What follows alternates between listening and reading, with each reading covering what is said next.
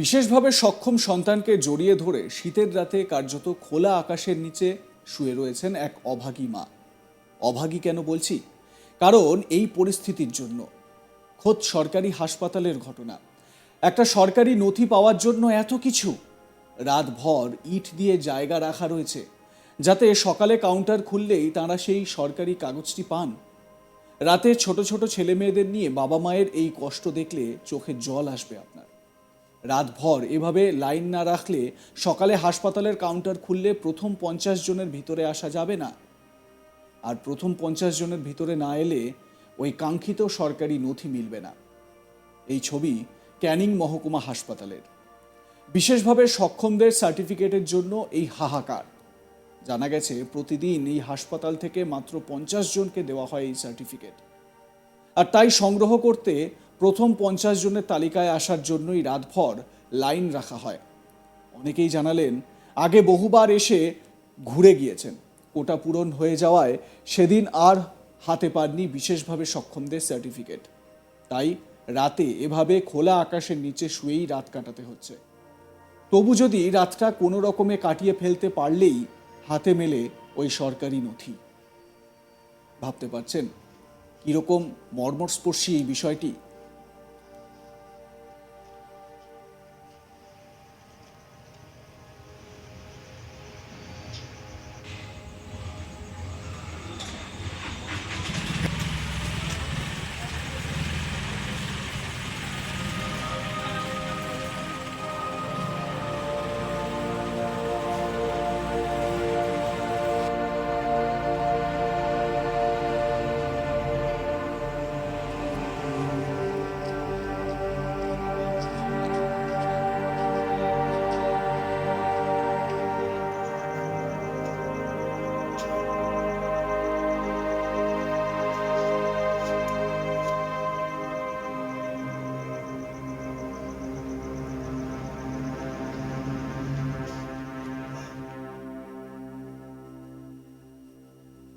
Plastic পেতে ইট চাপা দিয়ে লাইন রেখেছেন মানুষ। শুধু এই হাসপাতাল নয়, রাজ্যের সরকারি হাসপাতালগুলোর ছবি এরকমই। ওই বিশেষভাবে সক্ষম বাচ্চাটির বাবা আব্বাস উদ্দিন গাজী তিনি কি বলছেন শোনাবো। সে লাইন দিয়ে রেখেছেন? এটা প্রতিবন্ধী লাইন। আচ্ছা, কেন এখানে লাইনটা দিতে হচ্ছে কেন? এখানে অনলাইনে কাট হওয়ার জন্য। আচ্ছা, এই রাতে কেন? রাত্রিরে 50টা করে ফর্ম দেওয়া হয়, 50টা ফর্ম বেশি দেওয়া হয় না। মানে স্লিপ? হ্যাঁ, ফর্ম। আচ্ছা, 50টা ফর্ম দেওয়া হয়, ওই 50টা ফর্ম বেশি দেওয়া হয় না। সেই জন্য আজকে রাত থেকে এই দাঁড়িয়ে। জন্য রাত্রে লাইন না দিলে ফর্ম পাওয়া যায় না। এটা কবে দেবে, কবে ফর্ম? কালকে দেবে, কালকে মঙ্গলবার কালকে দেবে। আচ্ছা, এই রাত জেগে পাহারা যাবেন তাহলে? হ্যাঁ। কোথা থেকে আসছেন? আমি এসেছি ডাবুই থেকে। আচ্ছা, কী নাম আপনার? আমার নাম আব্বাস উদ্দিন গাজী। কার জন্য আসবেন? ছেলের জন্য। আচ্ছা, ছেলের কী কাজ করবে? ছেলের অনলাইনে প্রতিবন্ধী কাট করার জন্য।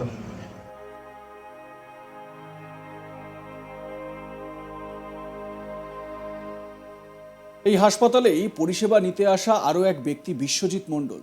তিনি কি বলছেন তার অভিজ্ঞতার কথা শুনুন। একটা মানে বাচ্চা বা শিশু নিয়ে শুয়ে আছে, তাকে এখানে শুয়ে রেখেছেন কেন?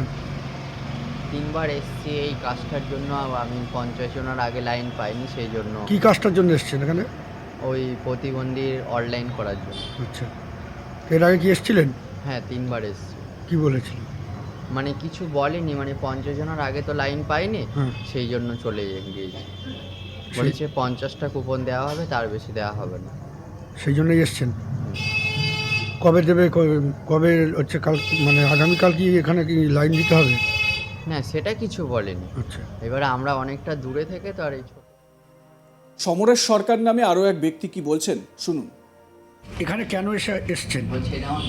আমরা এসছি এই প্রতিবন্ধীদের সার্টিফিকেটের জন্য। আমরা এসছি, এর আগে আমরা এসেছিলাম 26 তারিখ নভেম্বরে, তাতে আমরা লাইনে টিকিট পাইনি। আমি পিয়ালির থেকে এসেছিলাম তখন 5:30টার সময়, এসেও আমি 50 জনের ভিতরে আমি লাইনে থাকতে পারিনি। কতবার এসছেন এর আগে মোট? আমি এর আগে 2বার এসেছি, জানতে এসেছিলাম একবার, আমার সহকর্মী প্রসেনজিৎ সাহার প্রতিবেদন শোনাবো আপনাদের। এই শীতের রাতেও কার্যত সন্তানকে কোলে নিয়ে মা বাবারা তারা ক্যানিং মহকুমা হাসপাতালের সামনে রাতভর লাইন দিয়ে রয়েছেন। তার কারণ মাসে মাত্র 100 জনকে শারীরিক প্রতিবন্ধকতার যে পরীক্ষা নিরীক্ষা সেই পরীক্ষা নিরীক্ষা করানোর বা চিকিৎসকদের কাছ থেকে সার্টিফিকেট নেওয়ার সুযোগ মেলে। ক্যানিং মহকুমা জুড়ে কার্যত বহু মানুষ এমন রয়েছেন যাদের পরিবারের কেউ না কেউ এই শারীরিক প্রতিবন্ধকতার সাথে সম্পর্কিত, এবং সেই কারণেই তাদেরকে শারীরিক প্রতিবন্ধকতার যে সার্টিফিকেট সেটার জন্য ক্যানিং মহকুমা হাসপাতালে এসে চিকিৎসকদের কাছে বিভিন্ন ধরনের পরীক্ষা নিরীক্ষা করিয়ে সেই সার্টিফিকেট সংগ্রহ করতে হয়। আর এই সার্টিফিকেট না থাকলে বিভিন্ন সরকারি বেসরকারি সুযোগ সুবিধা থেকে বঞ্চিত হতে হয়। তাই নিজের সন্তানদের ভবিষ্যৎ আরও সঠিক করতেই কার্যত বাবা মায়েরা বা পরিবারের সদস্যরা তারা এই শারীরিক প্রতিবন্ধকতার যে সার্টিফিকেট সেই সার্টিফিকেটের জন্য দীর্ঘ লাইন দিয়ে ক্যানিং মহকুমা হাসপাতালের সামনে তারা থাকেন। আর তাদের একটাই উদ্দেশ্য যে সঠিকভাবে চিকিৎসকদেরকে দেখিয়ে যাতে কিনা সেই সার্টিফিকেট তারা পেতে পারেন। কিন্তু মাসে মাত্র 2 দিন এই সার্টিফিকেট বা দেওয়া হয় বা এই চিকিৎসকদের দেখানোর সুযোগ মেলে। মাসের দ্বিতীয় মঙ্গলবার এবং চতুর্থ মঙ্গলবারই মাত্র এই সুযোগ মেলে, এবং তাও এক দিনে মাত্র 50 জনকেই সেই সুযোগ দেওয়া হয়, এবং যে এটা দেখে কার্যত চিকিৎসকরা সেই 50 জনেরই চিকিৎসা করেন, তাদের বিভিন্ন শারীরিক পরীক্ষা নিরীক্ষা করেন এবং তারপরেই তাদেরকে সার্টিফিকেট প্রদান করা হয়। আর এই ক্যানিং মহকুমার বিভিন্ন প্রান্তে, বিশেষ করে ক্যানিং 1, ক্যানিং 2, বাসন্তী গোসাবা এই সমস্ত এলাকার বহু মানুষ আছেন যারা কিনা এই শারীরিক প্রতিবন্ধকতা বা বিশেষভাবে সক্ষম শিশুদেরকে নিয়ে তারা চলছেন, এবং তাদের এই সার্টিফিকেটটা অত্যন্ত প্রয়োজনীয়। কিন্তু বিভিন্ন প্রান্তে ঘুরেও যখন তারা সেটা জোগাড় করতে পারছেন না, তখনই তারা এই শীত উপেক্ষা করে রাতভর লাইন দিচ্ছেন ক্যানিং মহকুমা হাসপাতালের সামনে। তার কারণ দীর্ঘ বেশ কিছুদিন ধরে, বেশ কয়েক মাস ধরে কার্যত যে সরকারি পোর্টাল, সেই পোর্টাল বন্ধ ছিল, এবং অবশেষে সেই পোর্টাল খুলতেই কার্যত মানুষের ভিড় লেগে রয়েছে। যেদিন এই সার্টিফিকেট দেওয়ার কথা বা ক্যাম্প বসানোর কথা, সেদিন বহু মানুষ আসছেন, তারা এসে কার্যত লাইন দিয়ে ফিরে যাচ্ছেন।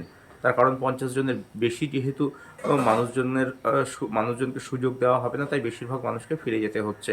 আর তাই এবারে নির্দিষ্ট দিন অর্থাৎ মঙ্গলবার যেদিন চিকিৎসকদের দেখানোর কথা বা সার্টিফিকেট পাওয়ার কথা, তার ঠিক আগের দিন সোমবার সন্ধ্যা থেকেই কার্যত এই শীত উপেক্ষা করে বিশেষভাবে সক্ষম শিশুদেরকে বা মানুষদেরকে সাথে নিয়ে পরিবারের লোকজন কিন্তু রাত জাগছেন ক্যানিং মহকুমা হাসপাতালের সামনে। দেখতে থাকুন আজ তাক বাংলা, সাবস্ক্রাইব করুন ইউটিউব চ্যানেলটি।